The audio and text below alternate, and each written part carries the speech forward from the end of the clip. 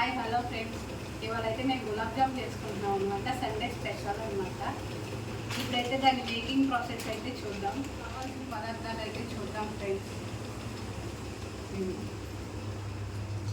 కొంచెం పాలు, MTR gulab jam packet ఒకటి, పంచదార 2 కప్పులు దీంతో తీసుకోవాలి, యాలక్కాయ. ఇప్పుడైతే తయారు చేసే విధానం అయితే చూద్దాం ఫ్రెండ్స్. దీంతో 2 కప్పులు పంచదార వేసుకోవాలి. ఇది 2వ కప్పు అనమాట. నీళ్ళు అయితే పోసుకోవాలి ఫ్రెండ్స్.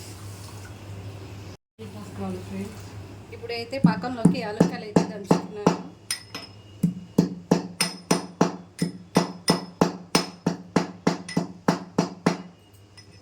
దంచుకొని వేసుకోవాలన్నమాట. మనమైతే ఈ పాకం కరిగేలోపు గులాబ్ జామ్ పిండి అయితే కలుపుకుందాం ఫ్రెండ్స్.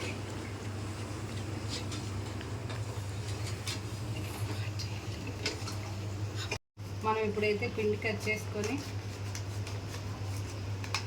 కలుపుకుందాం ఫ్రెండ్స్.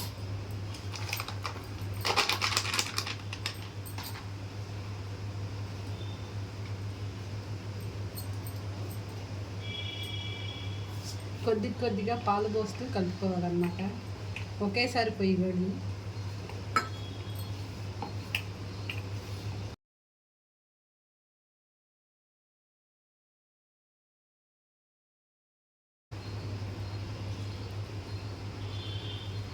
శుతి మెత్తనంగా కలపాలి ఫ్రెండ్స్. గోధుమ పిండి కలిపినట్టు కలపకూడదు.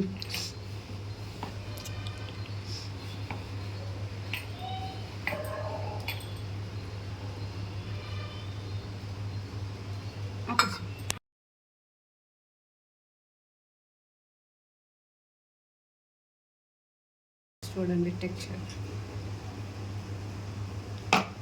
కొంచెం కలిపిన తర్వాత మళ్ళీ వీడియో తెస్తాను. కొంచెం నెయ్యి వేసుకుంటున్నాను ఫ్రెండ్స్, చేతులకు అంటుకోకుండా.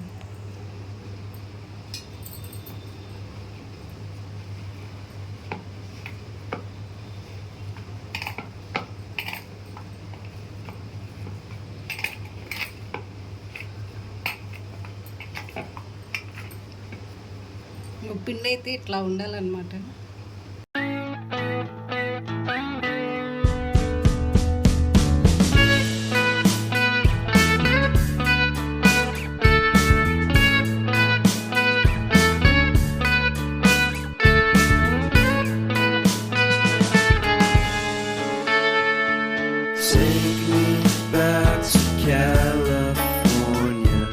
అయితే తడిపిన నాప్కిన్ అయితే దీని మీద వేసుకుందాం ఫ్రెండ్స్, పిండి ఆరిపోకుండా ఉండటానికి. ఇది 10 నిమిషాలు ఆగిన తర్వాత తీసి చూద్దాం. అంతలోకి మనం అయితే పంచదార పాకం ఎంతవరకు వచ్చిందో చూసుకుందాం. అయితే పంచదార పాకం ఎంతవరకు వచ్చిందో చూసుకుందాం ఫ్రెండ్స్. ఇదైతే కొంచెం ఇంకా మరగాలి.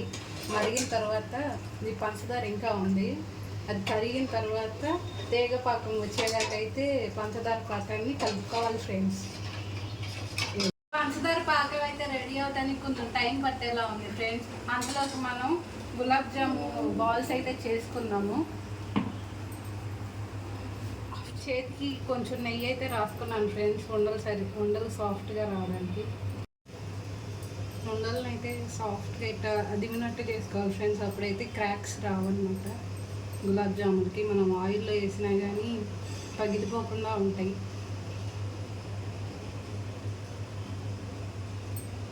ఇలానే అన్నీ చేసుకోవాలి ఫ్రెండ్స్. మనకి పాకం అయితే రెడీ అయిపోయింది ఫ్రెండ్స్. ఇప్పుడు దీన్ని కట్టేసి మూత అయితే పెట్టించుకుందాం. మనం గులాబ్ జాములు వేసేలోపు చల్లారకుండా ఉంటుంది. మన గులాబ్ జాములు అయితే రెడీ అయిపోయి ఉండలు అయితే చేసేసుకున్నాము. నూనె కాగుతుంది, కాగిన తర్వాత వేయించుకుందాం ఫ్రెండ్స్. అయితే కాగింది ఫ్రెండ్స్. సిమ్లో పెట్టుకొని అయితే గులాబ్ జాముల్ని వేయించుకోవాలి. అలాగైతే నేను లోపల దాకా ఉడుకుతాయి అనమాట, పచ్చిగా లేకుండా. కొన్నిసార్లు లోపల ఉండిపోయి పిండి ఉండల్లాగా ఉంటుందన్నమాట.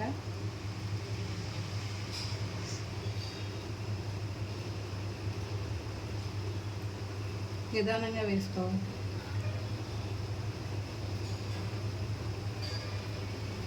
ఈ గులాబ్ జామున్ని సిమ్లో పెట్టుకొని కాల్చుకోవాలి ఫ్రెండ్స్. కొన్ని వేసుకోవాలి ఫ్రెండ్స్, లేకపోతే అన్నీ అతుక్కుపోతాయి. ఇవి వేసుకున్న వెంటనే కదిలించకూడదు, పగిలిపోతాయి. గులాబ్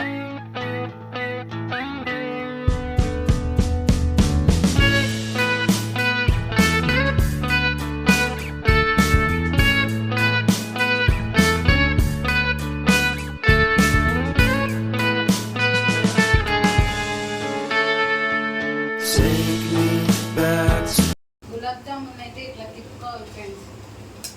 అట్లా తిప్పుకోకపోతే లోపల వరకు ఉడకదనమాట.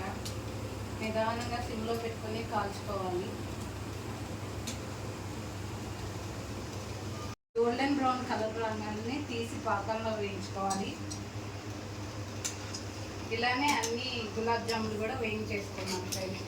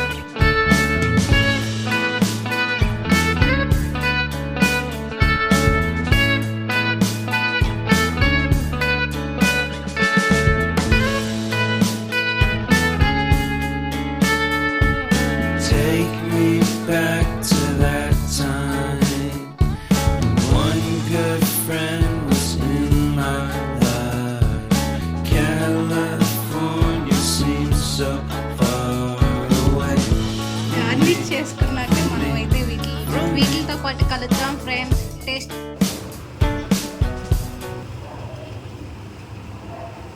మన గులాబ్ జాములు అయితే రెడీ అయిపోయినాయి ఫ్రెండ్స్. ఇప్పుడు టేస్ట్ చేసి ఎట్లా ఉందో చెప్తాను. అలానే సిమ్లో పెట్టి వేయించుకుంటే లోపల దాకా ఉడికిద్ది అన్నాను కదా, అది కూడా చూపిస్తాను. లోపల దాకా సిరప్ ఎట్లా వచ్చింది.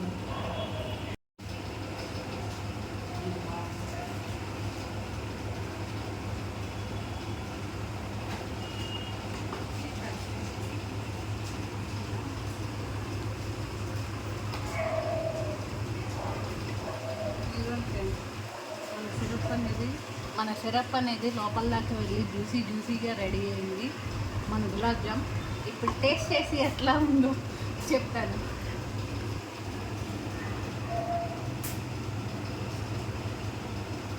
బాగుంది. గులాబ్ జామ్ అయితే చాలా బాగుంది ఫ్రెండ్స్. ఇప్పుడు మా అత్తయ్య గారికి టేస్ట్ అయితే చూపించబోతున్నాను.